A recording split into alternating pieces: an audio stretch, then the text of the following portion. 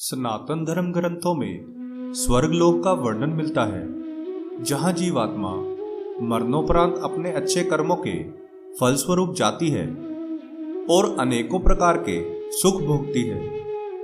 मरणोपरांत वही स्वर्ग पाने की लालसा में प्राणी जीवन भर अच्छे कर्म करने का प्रयत्न करता है, परंतु क्या सच में मरणोपरांत मनुष्य को स्वर्ग मिलता है? यह अभी भी एक प्रश्न ही है, क्योंकि जीवित प्राणी तो स्वर्ग का अनुभव कर नहीं सकता और मरणोपरांत कोई यह बता नहीं सकता। तो फिर किसी भी व्यक्ति के किए हुए अच्छे कर्म उसे स्वर्ग ही ले जाएंगे, यह किस प्रकार ज्ञात होगा? आप सभी स्वर्ग और कर्मों की चिंता किए बिना यह वीडियो अंत तक अवश्य देखिए, क्योंकि इस वीडियो में हम आपको बताने वाले हैं उन 4 कर्मों के बारे में जिन्हें करके मनुष्य निश्चित ही स्वर्ग प्राप्त करेगा।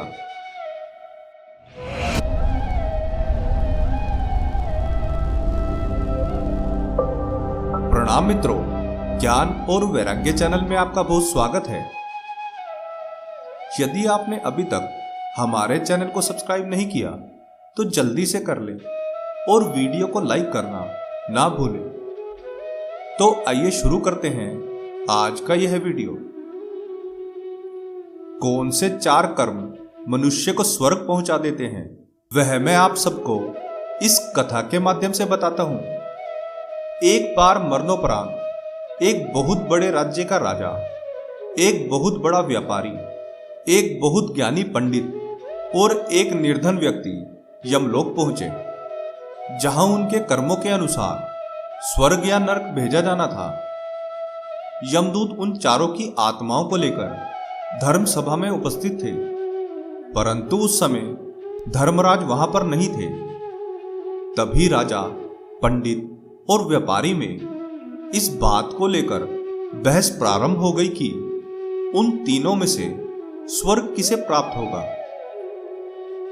राजा अपनी बड़ाई करता, व्यापारी अपनी और पंडित अपनी, लेकिन वह निर्धन व्यक्ति बिल्कुल चुप था, क्योंकि उसने अपने जीते जी वैसे कोई भी कार्य नहीं किए थे जिनके बारे में वे तीनों बता रहे थे। क्योंकि उन तीनों में से एक ने बहुत सारे यज्ञ किए थे, तो एक ने बहुत सी धर्मशालाएं बनवाई थी, तो एक ने बहुत दान पुण्य किया था, और निर्धन व्यक्ति के पास तो अपना भरण पोषण करने तक का धन नहीं था, तो वह दान पुण्य कैसे करता? जब वह तीनों स्वयं के द्वारा किए गए कार्यों को गिनाते हुए स्वयं की बड़ाई कर रहे थे, तभी धर्मराज चित्रगुप्त के साथ वहां पहुंच गए और सिंहासन पर बैठ गए। चित्रगुप्त के पास एक पुस्तक थी जिसमें सभी के कर्मों का लेखा जोखा था। चित्रगुप्त ने वह पुस्तक खोली और धर्मराज ने सबसे पहले राजा से उसके कर्मों के बारे में पूछा कि किन कर्मों के आधार पर उसे स्वर्ग में प्रवेश दिया जाए। तब राजा बोला, मैंने अपनी प्रजा की भलाई के लिए बहुत से कार्य किए हैं, बहुत से तालाब, बावड़ियां और कुएं बनवाए। जब मैं अपने राज्य का राजा था, तब किसी दूसरे राज्य का राजा मेरे राज्य पर आक्रमण करने के बारे में सोच भी नहीं सकता था। मैंने बहुत से गरीबों को दान दिया है, जिस कारण मेरे राज्य में गरीबी ना के बराबर थी और मेरी प्रजा सुखमय जीवन व्यतीत कर रही थी। राजा के कर्मों के बारे में पूछने के बाद धर्मराज ने व्यापारी के अच्छे कर्म पूछे। तब उसने बताया कि उसके पास बहुत धन था और वह जितना भी धन अर्जित करता था उसका 11वां भाग दान पुण्य में खर्च कर देता था। उसने बहुत सी धर्मशालाएं बनवाई और अपने धन का कभी दुरुपयोग नहीं किया। उससे निरंतर ही गरीबों की भलाई के कार्य किए।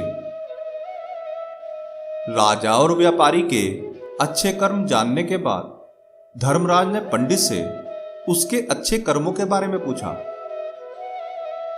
तब पंडित ने बताया कि उसने बहुत से यज्ञ, हवन और पूजा पाठ करवाए हैं।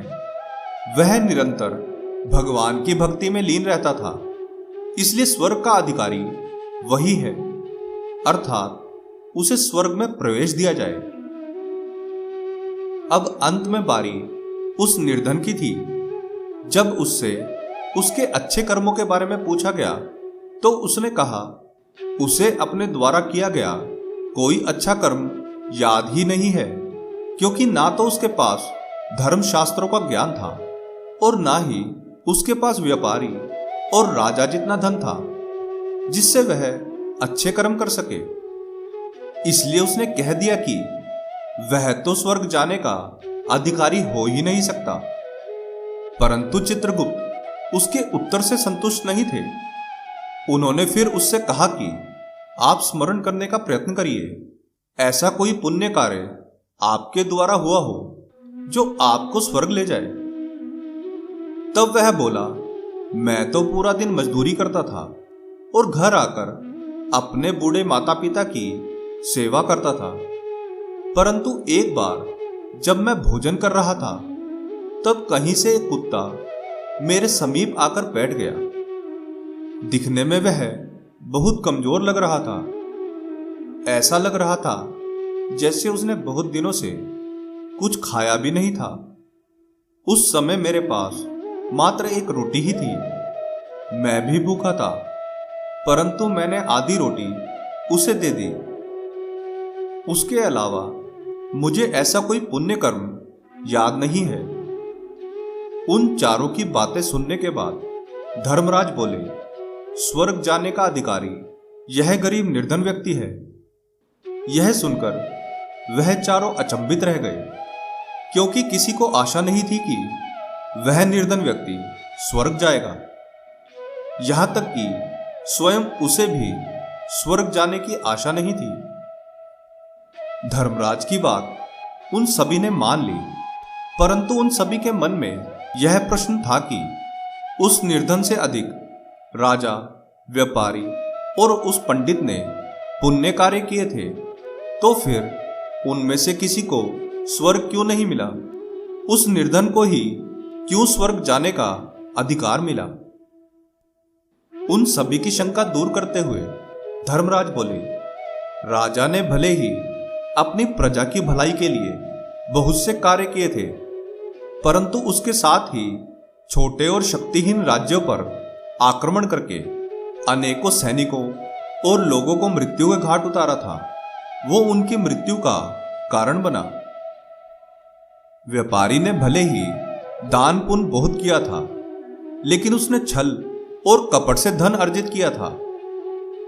और पंडित ने भले ही बहुत से हवन और यज्ञ करवाए थे, परंतु उसमें भी उसकी लालसा थी। उसने अपनी विद्या का सदुपयोग कभी नहीं किया। वह चाहता तो अज्ञानियों को ज्ञान दे सकता था, परंतु उसने ऐसा किया नहीं। किंतु उस निर्धन के पास कुछ भी नहीं था, फिर भी उसने उस भूखे कुत्ते को रोटी खिलाई थी। उसका यही कर्म तुम सबके किए हुए अनेकों पुण्य कर्मों से अधिक महत्वपूर्ण था। यही कारण है कि उसे स्वर्ग मिला। हम सभी अपने जीवन में उस राजा, व्यापारी और पंडित के समान ही अनेकों पुण्य कार्य करते हैं, यह सोचकर कि ये हमें मरणोपरांत स्वर्ग ले जाएगा। परंतु उन सभी कार्यों में कहीं ना कहीं हमारी लालसा छुपी होती है।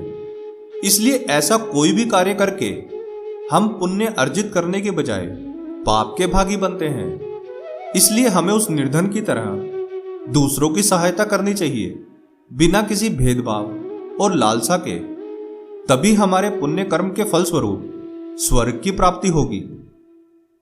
यदि आपको यह कथा अच्छी लगी हो तो वीडियो को लाइक करके हमें प्रोत्साहित जरूर करें।